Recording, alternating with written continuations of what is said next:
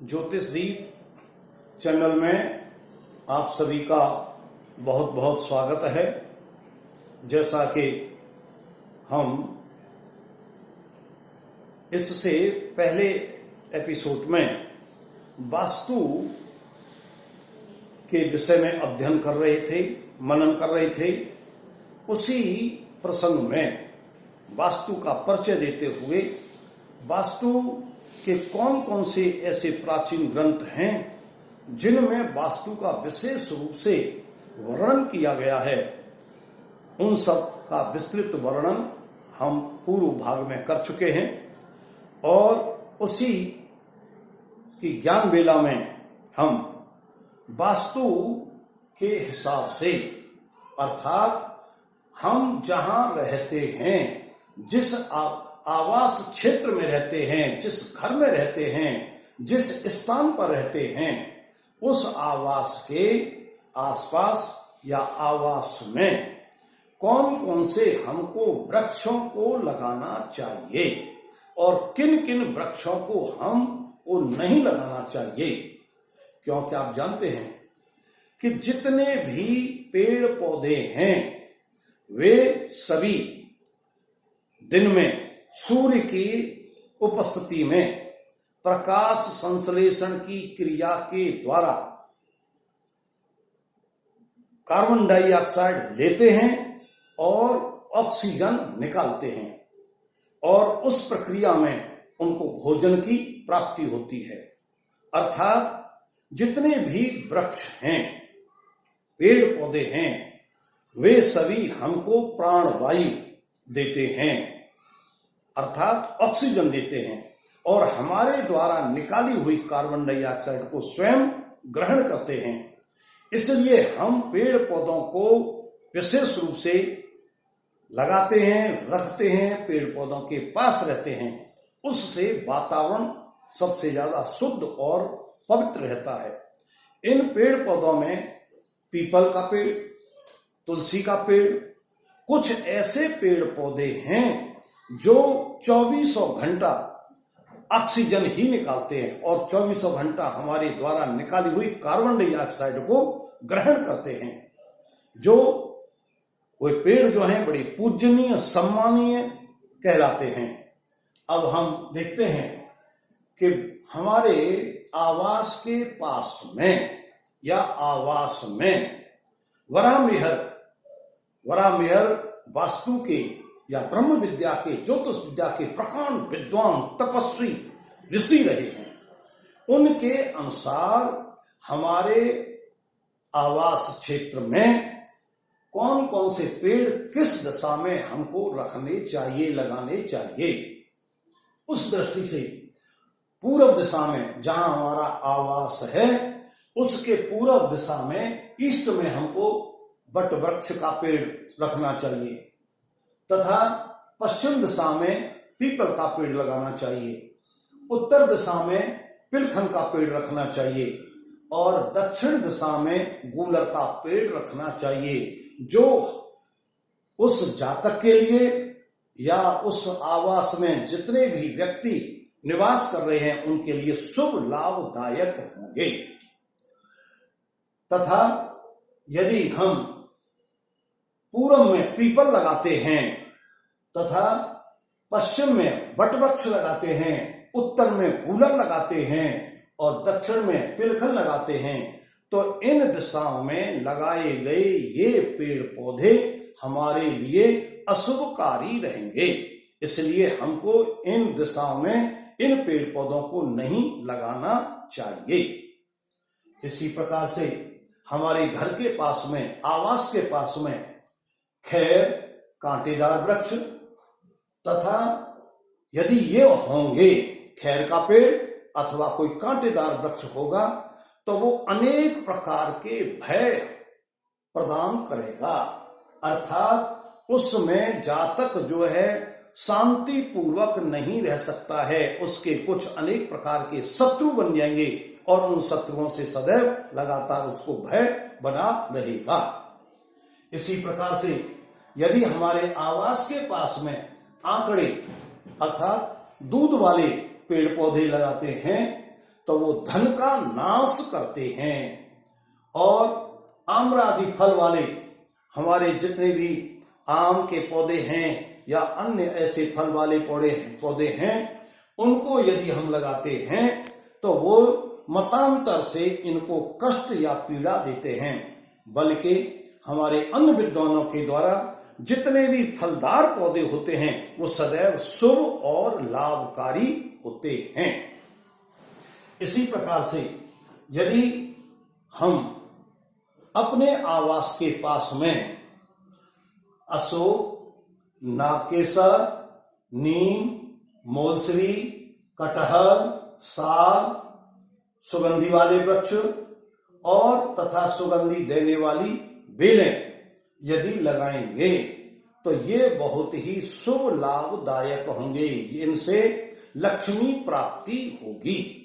इसलिए हमको आवास में अपने पास स्थान उपलब्ध है तो ऐसी बेलें जो अनेक प्रकार के उनके ऊपर खिलते हुए पुष्प आते हैं और सुगंधि आती है, उनमें से विशेष रूप से दिन का राजा, रात की रानी, ये बहुत सुगंधित पौधे होते हैं, ये इनको अवश्य लगाना चाहिए।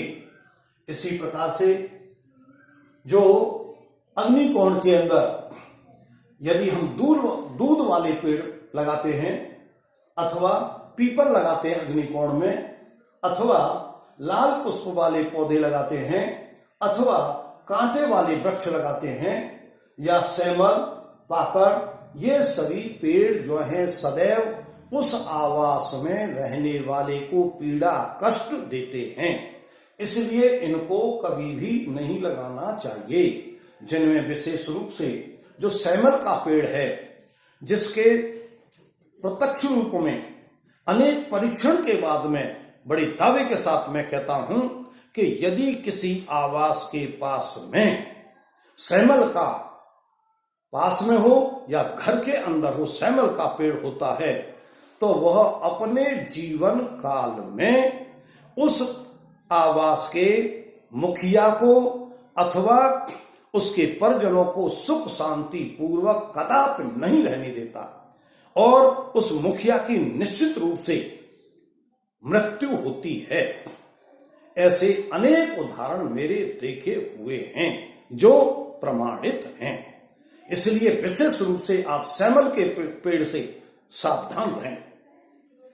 इसी प्रकार से हमारे बराहमिहिर के अलावा हमारे वास्तु वल्लभ, राज वल्लभ नाम के प्रकांड विद्वान हुए और उन राज वल्लभ नाम के प्रकांड विद्वान ने आवास के अंदर या आवास के पास में किन किन पेड़ पौधों को लगाना शुभ है और किन किन पेड़ पौधों को लगाना अशुभ है, उनके अनुसार हम देखते हैं कि हमारा पुन्ना, फलनी, नींब, अनार, अशोक, चमेली, नागकेसर, अड़हुल, केसर, जयंती, चंदन, वचा, अपराजिता, महुआ, बेल और दालचीनी तथा नागर और नारियल, चंपा, गुलाब, केला और चमेली, ये सब हमारे लिए शुभ लाभदायक हैं। यदि हमारे आवास के अंदर अथवा हमारे आवास के आसपास हैं तो विशेष रूप से ये पेड़ पौधे हमको लाभ देते हैं। अशोक का पेड़ सदैव मांगलिक कार्य कराता है। इसी प्रकार से अनार का जिस आवास के अंदर यदि नॉर्थ ईस्ट में अनार का पेड़ पौधा लगा होगा और उसके ऊपर यदि फल आएंगे तो मैं ऋषि के अनुसार वह आवास के परिवारजन या उस आवास का मुखिया निश्चित रूप से बहुत ही उन्नति करता है और उसको विशेष लाभ प्राप्त होते हैं।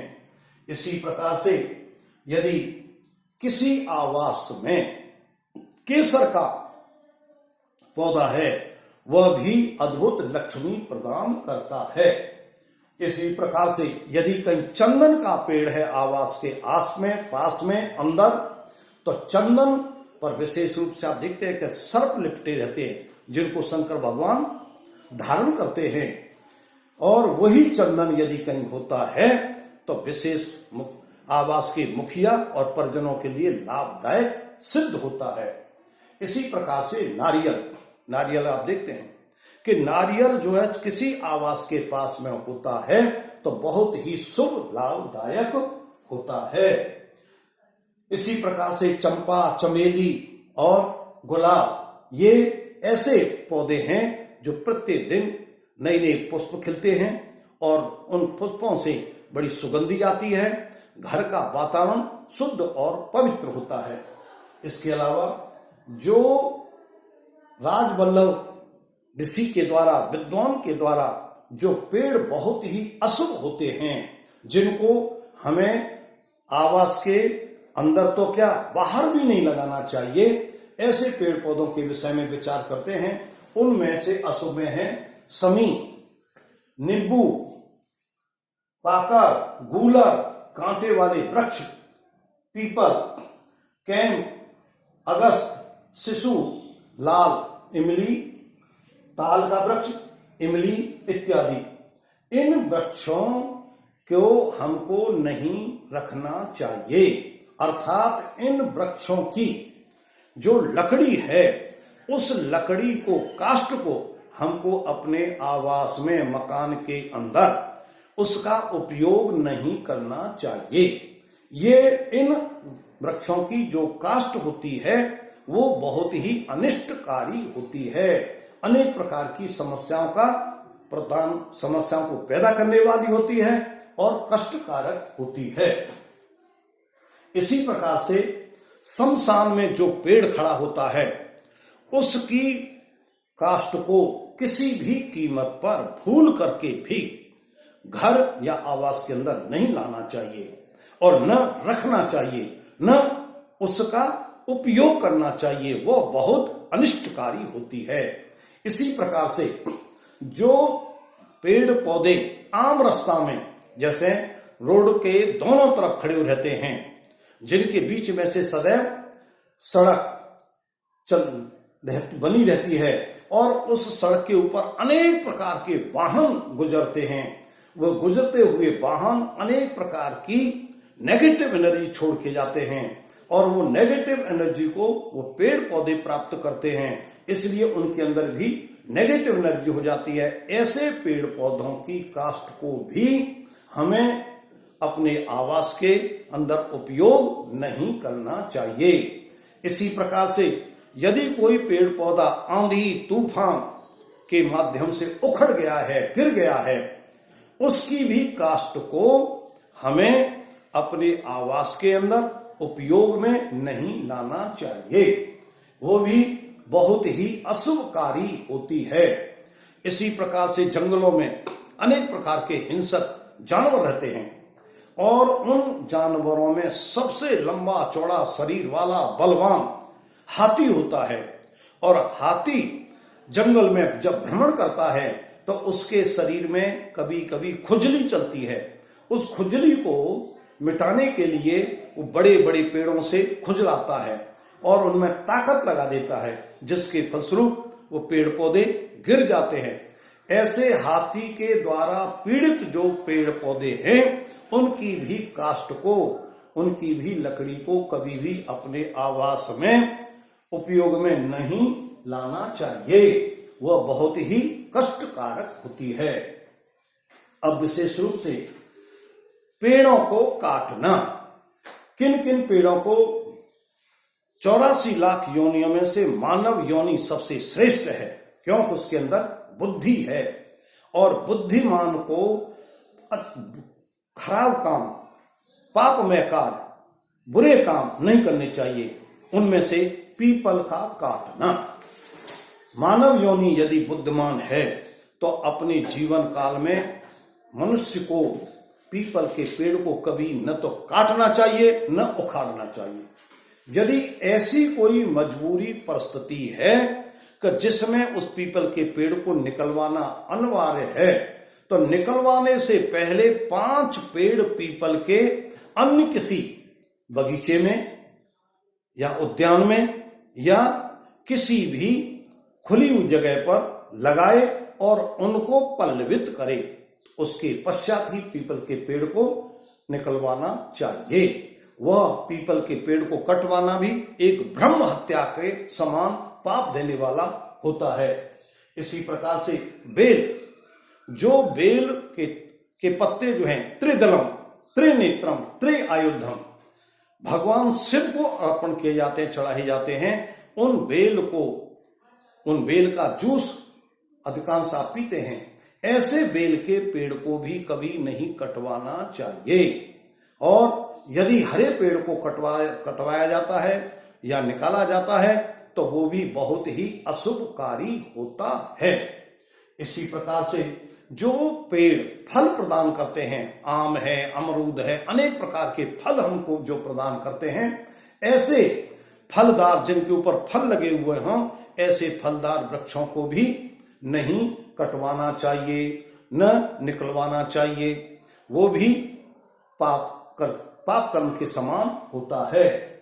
और यदि ऐसा व्यक्ति कोई करता है कि जो अपने जीवन काल में पीपल के पेड़ या बेल के पेड़ या फलदार पेड़ों को कटवाता है तो उसको मृत्यु तुल्य कष्ट मिलते हैं।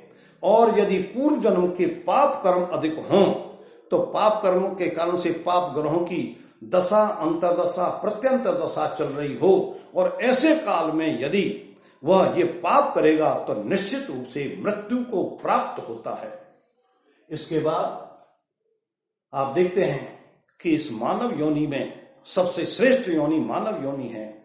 और इस मानव योनि में आकर के यदि कोई मनुष्य इन पेड़ों में पूर्ण रूप से श्रद्धा आस्था रखे, अर्थात पीपल के पेड़ में, आंवले के पेड़ में और तुलसी के पेड़ में, तुलसी, पीपल, आंवला, बटवृक्ष, केला, इनकी नियमित रूप से पीपल, तुलसी, बेल, आंवला, बटवृक्ष और केला, इनकी नियमित रूप से कोई भी जातक, कोई भी व्यक्ति पूजा करे, सेवा करे, जल चढ़ाए, इनके प्रति श्रद्धा भाव रखे और इनको नित्य प्रति हाथ जोड़ करके नमस्कार करे तो ये वृक्ष, ये पेड़ पौधे उसको, जातक को विशेष रूप से शुभ फल प्रदान करते हैं,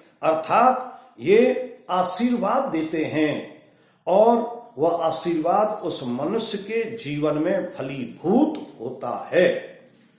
यदि इन वृक्षों को कोई पूजनीय मान करके, पूजा के योग्य मान करके और श्रद्धा भाव से नतमस्तक होकर के इनको यदि दिन प्रतिदिन या प्रत्येक दिन मन में श्रद्धा रखता है, पूजा करता है, आस्था रखता है, इनकी सेवा करता है तो ये फल वृक्ष जो है उसको विशेष रूप से फल, शुभ फल प्रदान करते हैं और आशीर्वाद रूप में उसका कल्याण करते हैं। इसी भाव के साथ में आप इस ज्योतिष दीप चैनल को सब्सक्राइब करें और इस वीडियो को ध्यान से सुन करके, मनन करके इसको अपने जीवन काल में उपयोग करें, जिससे आपका कल्याण होगा। इसी भावना के साथ में कल्याणम अस्तु।